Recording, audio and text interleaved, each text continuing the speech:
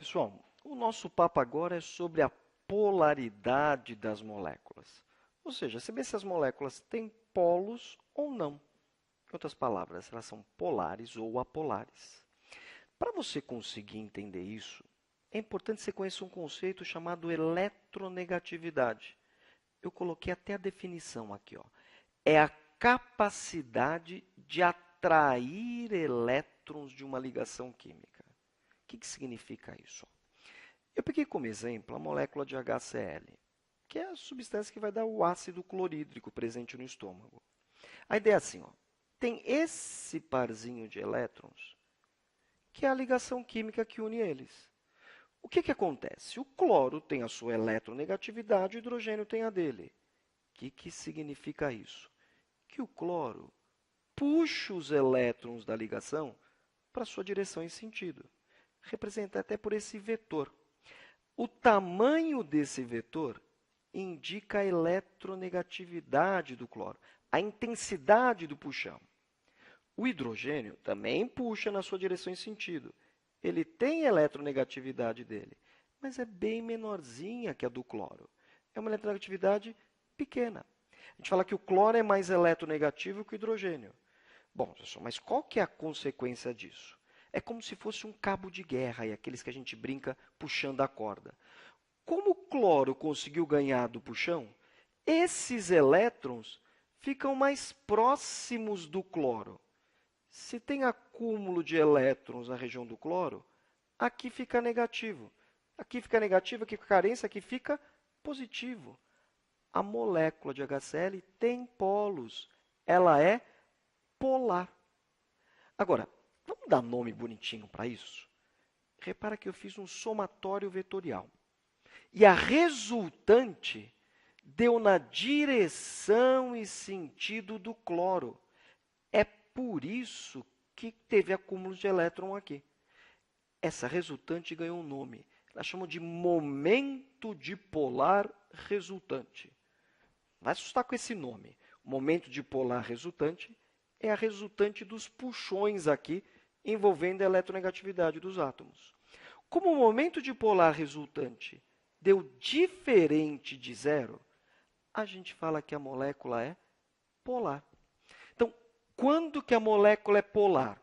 Quando o momento dipolar resultante é diferente de zero. Agora, como é que você vai ficar fazendo isso? Vamos dar uma olhada. Ó. Aqui é a tal fila de eletronegatividade. Essa sequência que está aqui, ó, a eletronegatividade aumenta da esquerda para a direita. O flúor é o elemento mais eletronegativo que tem. E o hidrogênio, um dos menos eletronegativos. Então, olha o que eu quero saber. Eu quero saber se a molécula de CO2 é polar ou apolar. Bom, para fazer isso, eu vou ter que fazer uma soma vetorial aqui. Só que para somar vetor, eu tenho que saber a geometria da molécula, senão eu não consigo posicionar os vetores. O CO2 é uma molécula linear. Ou seja, o oxigênio, o carbono e o oxigênio estão alinhados. Então, olha o que eu vou fazer. Deixa eu somar os vetores aqui. Quem é que é mais eletronegativo, oxigênio ou carbono? Oxigênio é mais eletronegativo que carbono. Então, ele tem um puxão aqui, ó, na sua direção e sentido.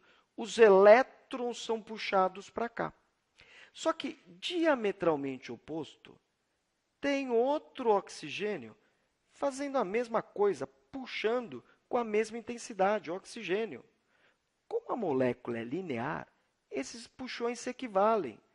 Ou seja, a resultante, o momento dipolar resultante, deu igual a zero aqui. Não tem acúmulo de cargas. Se não tem acúmulo de cargas, a molécula é apolar. Então, quando que uma molécula é apolar? Quando o momento dipolar resultante dá zero. Quero fazer mais um. Ó. A água é uma molécula angular. Então, olha o que vai acontecer. O oxigênio é mais eletronegativo que o hidrogênio. Ele vai puxar os elétrons da ligação na sua direção e sentido. Ah, aqui também ganha o puxão. Se você somar esses vetores, a molécula é angular, vai dar uma resultante na direção e sentido do oxigênio. Ou seja, os elétrons se acumulam aqui. É por isso que aqui fica o polo negativo e os hidrogênios ficam o polo positivo. A molécula de água é polar. Isso eu quero que você lembre sempre. A água é uma substância polar. E por que ela é polar? Porque o momento dipolar resultante deu diferente de zero. E quem que é o polo negativo? É a região do elemento mais eletronegativo. Então, repara uma coisa. Para determinar se a molécula é polar ou apolar, a gente leva em consideração a geometria da molécula, para poder posicionar os vetores, e a eletronegatividade dos elementos envolvidos na molécula. Você podia falar, Celso, vou ter que ficar fazendo soma vetorial toda hora para saber se é polar ou apolar? Não. A gente vai dar uma forma mais prática de você descobrir isso. Mas, por hora, eu quero que você treine com um exercício, só para eu verificar se você entendeu mesmo. Então, vai lá.